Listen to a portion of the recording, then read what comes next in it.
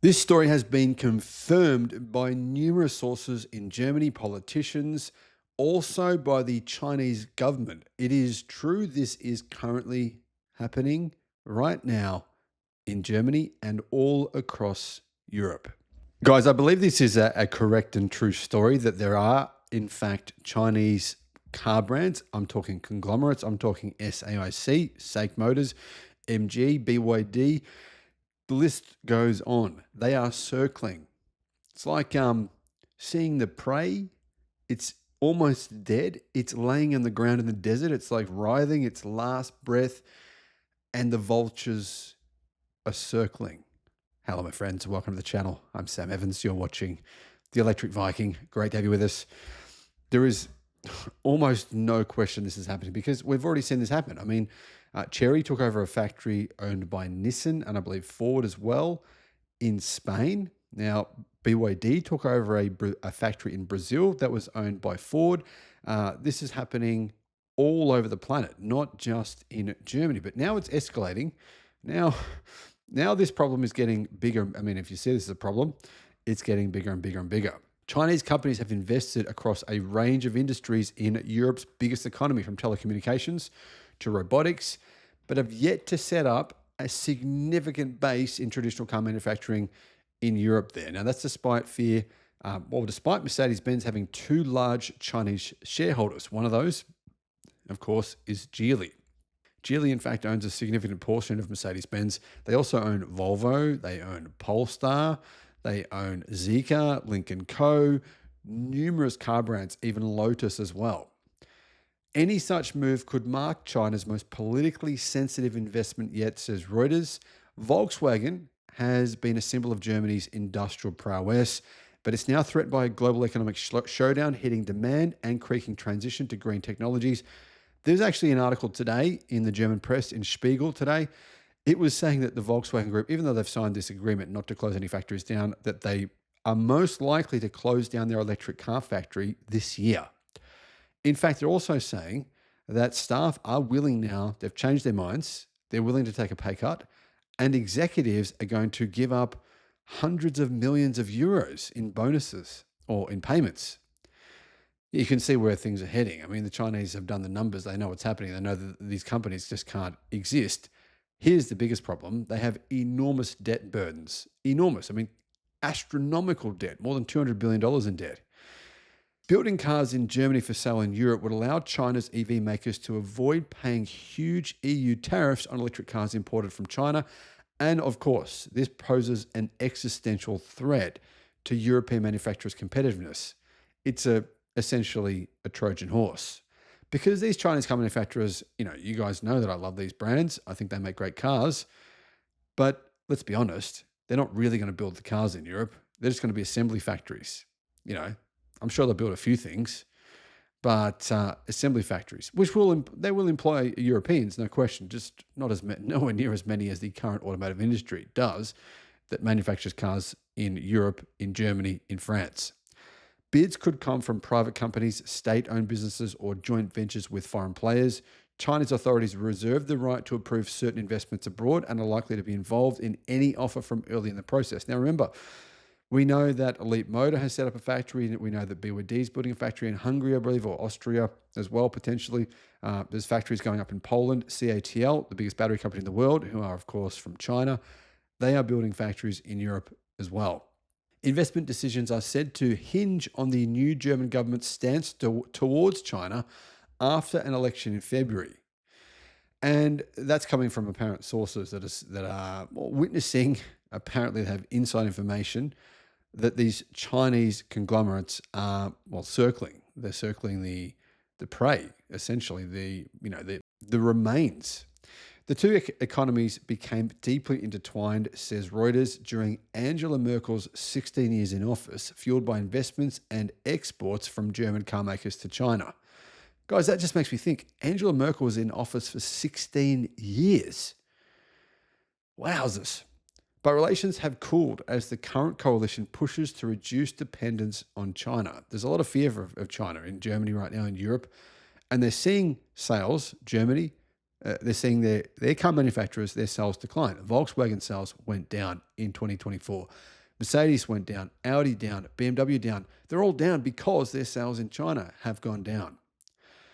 Foreign Minister Annalena Baerbock has described the president of China as a dictator and China as a rival. I'm sure he's not too happy about that. A source from Germany's Foreign Office said China had evolved to become a systemic rival. I mean, that's stating the obvious, isn't it? Volkswagen is exploring alternative uses for its Dresden and Osnabrück factories under a cost-cutting drive to pare back its German operations.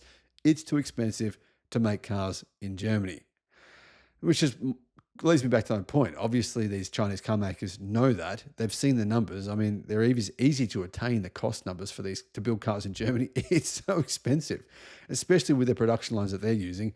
And that's why these Chinese car manufacturers, they won't be actually hand building cars in Germany. They'll be assembling cars that have pretty much already been pre-built in China. Europe's biggest automaker, which owns brands including Porsche, Audi, and Skoda, the Volkswagen Group, has suffered a fall in sales in the face of rising competition from Chinese companies. Chinese companies that are willing to sell at a loss and are, well, they're manufacturing better products at a lower price than the Volkswagen Group is. Volkswagen executives wanted to close several plants but faced resistance from unions. There was fierce resistance.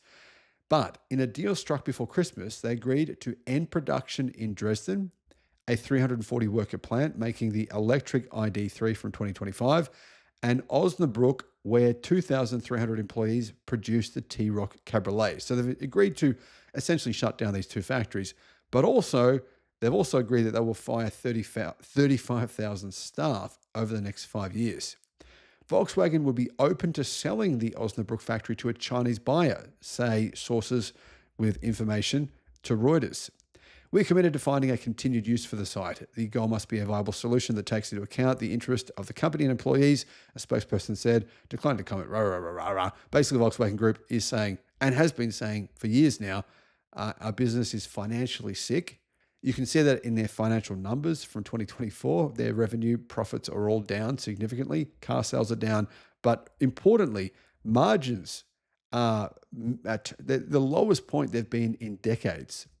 Chinese companies are concerned about how they would be received, though, by German unions, as you can expect, which hold half the seats on German companies' advisory boards and seek far-reaching site and job guarantees, the person familiar with China's thinking said. Now, as you can imagine, Chinese companies don't want all the German union tentacles running through their companies, meaning they can't fire anyone, they can't make quick decisions. That's not the way they run in China. Stefan Soldansky, a union representative from Osnabrück, said workers at the plant would have nothing against producing for one of Volkswagen's China-based joint venture partners. Who's one of their joint venture partners? Well, there's several of them. Obviously, XPeng is now one of their joint venture partners. Could that happen? Maybe. I could imagine that we would produce something for a China joint venture, but undergo the Volkswagen logo and under Volkswagen standards.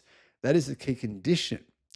So it appears as though Volkswagen Group want one of their Chinese joint venture partners to enter and take over their factories in Germany in order to actually improve the efficiency. Now, be able to make cars, EVs that they can sell at a profit, not ones they're making a loss on. A Chinese foreign ministry spokesperson said companies that want to invest in Germany should be allowed to do so. I mean, fair's fair. China is allowed all the investment that the Germans want. You can invest in China right now. You can build a car company in China right now. You can do whatever you want.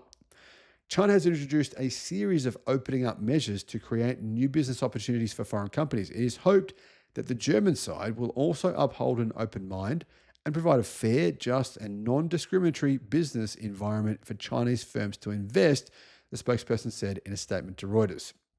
The source with knowledge of Chinese government thinking, who spoke to Reuters on condition of anonymity because of the sensitivity of the matter, declined to name specific potential investors. Asked about the person's comments, China's Chamber of Commerce in Berlin confirmed that Chinese investors were doing this. They were strongly interested in Germany's car sector, viewing it as a strategically important long-term investment prospect. It is confirmed. China has confirmed it. That's interesting. Many Chinese car makers believe that winning over Germany's demanding consumers is a key marker of success. if they can win over Germany's demanding consumers, they can win over anyone. And I think that's actually a really good point. Selling factories could be cheaper for Volkswagen than closing plants, said a banker familiar with the car maker, adding that they could fetch between 100 million and 300 million euros each. Now that is utterly nonsensical, and that is a straight out fallacy, a complete lie. Germany does not, there's no German car manufacturer in the world that has any single car factory the Chinese would pay 300 million euros for. That is just utterly bogus and would never, ever happen.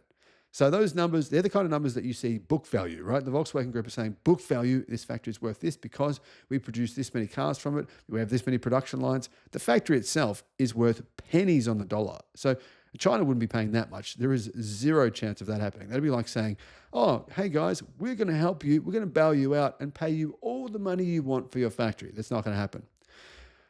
So Volkswagen haven't commented on the value of the assets because they know they're not going to get anywhere near that kind of amount. Stefan Wheel, Premier of Lower Saxony and Supervisory Board member at Volkswagen, declined to comment. Now, if this wasn't happening, he would have said, no, guys, fake story, fake news, not happening. When you decline to comment, it's an admission that, yes, talks are in process. These states that have these German car factories, they are heavily dependent upon tax revenues, upon these factories for jobs for their local, basically the populace. So it's going to be devastating once the Volkswagen Group leaves. And they are already. I mean, look, they're ramping production up in China in order to sell cars made in China to the rest of the world because it's so much cheaper than making them in Germany and selling them to the rest of the world, which is just not financially viable anymore. Many Chinese car makers are scouting locations for plants in Europe, which is the world's second largest EV market. Well, actually, it was. Reuters is not correct on that. It's now about even with America. But the reason for this is to circumvent tariffs imposed by the European Commission last year to counter what it said were unfair subsidies in China. Now, it's the same reason that Chinese car companies, in particular BYD, had planned on setting up factories in Mexico. Most car companies have so far opted to build new factories in lower cost countries, which makes sense, lower cost European countries, with weaker trade unions that don't enforce all these heavy regulations, don't say you can't fire anyone. I mean, isn't that crazy? Guys, there are times in my life when I should have been fired and was. So, you know what?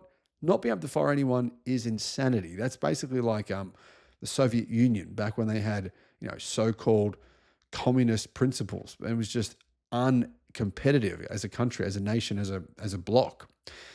BYD set up a factory in Hungary, much cheaper than Germany. They also did in Turkey. Leap Motor is planning production with Stellantis in Poland, and Chery will start making EVs this year at a plant formerly owned by Nissan in Spain. So it's happening. Chinese investors have already surveyed plants in Western Europe, according to a separate source familiar with these discussions, including Ford's plant in Germany and Volkswagen's Audi plant in Brussels. Now, the only reason I really think they're surveying these plants is not because they're really worth that much. It's more because it's economically for that local government, that local mayor or whatever it is, they're in a position where they need to find jobs for all these people who are getting fired. So it's more politically acceptable in those areas for a car company from China to come and take over because they're like, well, okay, I mean, at least we're not losing our jobs. So I think that's why that's kind of why Chinese companies are seeing these factories and saying, well, that could be an opportunity for us to get in there without all the political issues that would arise if we were to try and build a brand new factory. A lot of those issues have arisen in the United States. Sources said in November that Leap Motor was considering using a plant in Germany as well for EV production. Chery said it is looking at various options for production in Europe and expects to make a decision this year. Chery, by the way, they are one of the fastest growing car companies in the world as well. They grew by 37% worldwide. I think they sold around 2.6 million cars in 2024. Its top European executive told Reuters last October that while it would be quicker to buy an existing plant, a new plant would allow Chery to build to the latest standards. BYD said it has long-term European goals that are largely independent of short-term national politics.